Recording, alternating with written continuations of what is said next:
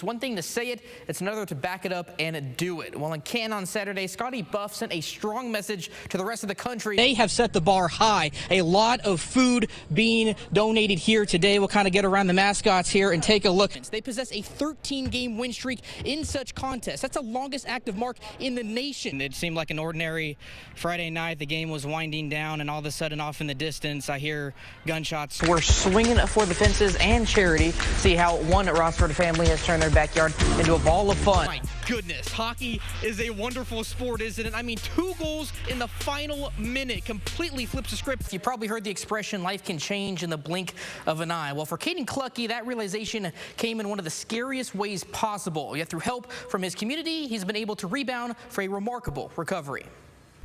He loves basketball. That's his passion.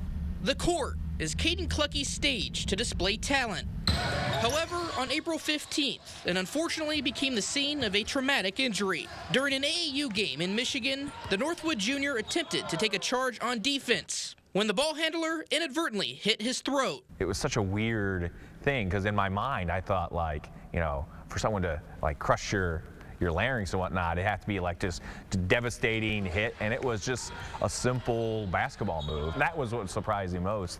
The force of the collision required Caden to be life-flighted to a children's hospital in Ann Arbor, where he would need surgery. After he got done with surgery, it hit me that like it was serious and it began to feel real. It couldn't happen to a better kid, and so it was, you know, scary, and I have him in my first period, so just knowing, you know, I'm going to come into class and that empty desk is going to be there. Doctors found that one of Caden's vocal cords had been cut and a trachea tube was put in. For 10 days, he could not speak. I could tell he was frustrated because, you know, when we were trying to communicate, you know, he's got to type everything. Back home, his Northwood family immediately began to think of ways to help while Caden recovered. His girlfriend Ava decided to create a GoFundMe, which has raised more than $10,000, doubling her initial goal. It was so crazy. I was so thankful, honestly, to show them, like, in this time of sadness for them, that they're so loved and they deserve all of this love and support. He's the kid that chooses joy, and every kid wants to support that. And so just to see all the little donation amounts from high schoolers who don't have a lot. The Ranger Rally didn't stop there. Caden had many visitors travel up and stop by, including on his 17th birthday, where he celebrated from a hospital bed. Honestly, I would say that was probably like his first day of like him doing a lot better. 5 days later came the moment of truth. They put a smaller trach on and it got capped. Caden's first words since the incident. Yeah, I can talk a little bit, but not much. So, yeah, good news.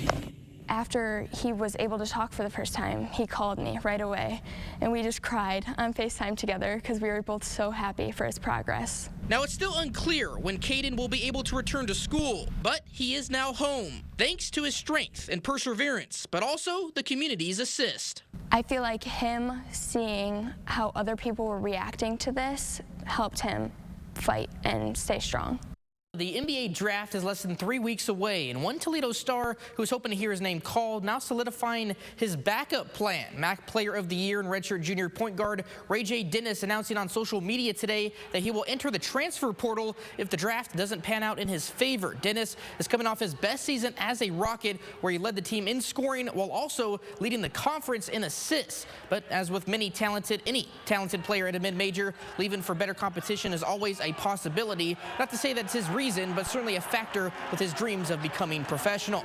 Sticking with Toledo, they were hosting their rivals over at Scott Park this evening as the Rockets battled on Bowling Green on the diamond. First inning, it's a scoreless game when Nathan Rose sends one down the third base line, and it stays fair. DJ Newman coming around from second to score. The Archbold grad puts the first tally on the board for the Falcons. Second inning now, BG looking to add to their lead. Tyler Ross connects on this pitch, and that's not coming back. The senior clearing the left field wall for his second home run of the season and doubling his team's advantage. To the fourth we go. It's 4-3 on the scoreboard when Mason Sykes puts his barrel to the baseball and makes some history in the process. Career home run number 36 makes him Toledo's all-time leader. It also gives the Rockets a 1-run lead. Later on in the 7th inning, we're all tied up at 7. Troy Sudbrook slaps one to right. Bowling Green unable to grab it, which allows Braden White to come home, part of a 6-run frame for UT, and they don't look back. Toledo grabs round 1 in the Battle of I-75, 12-7. 7 the final.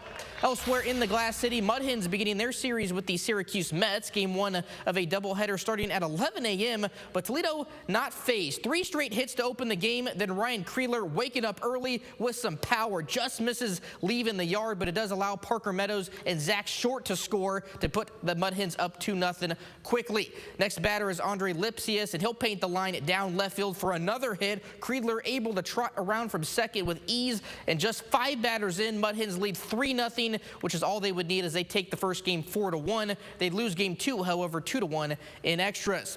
Over at St. John's High School, 4 athletes inking their commitments to play at the next level. Tyler Wood and Orion Gonzalez both heading to Ohio Northern University, while Zach Zikovic will take his talents to Michigan and play football at Hillsdale. Then you have CJ Hornbeek, who is heading to Lake Erie College for basketball. The 3-time All-Ohio selection and second leading scorer in program history helped lead the Titans to the state tournament this year. Although his recruitment came on late, he's excited for the next chapter in his career. It's a big relief, just getting recruited by so many schools, it's just so tough, You don't want to make the wrong decision, You want to go somewhere, where you're going to be good at. Their coaches show really good interest in me, The visit, they told me so many things, so many great things about them. They didn't really lie to me. They didn't really brag about nothing, They just told me the truth about everything, It's just great. I feel like I should be good there and have a good future there.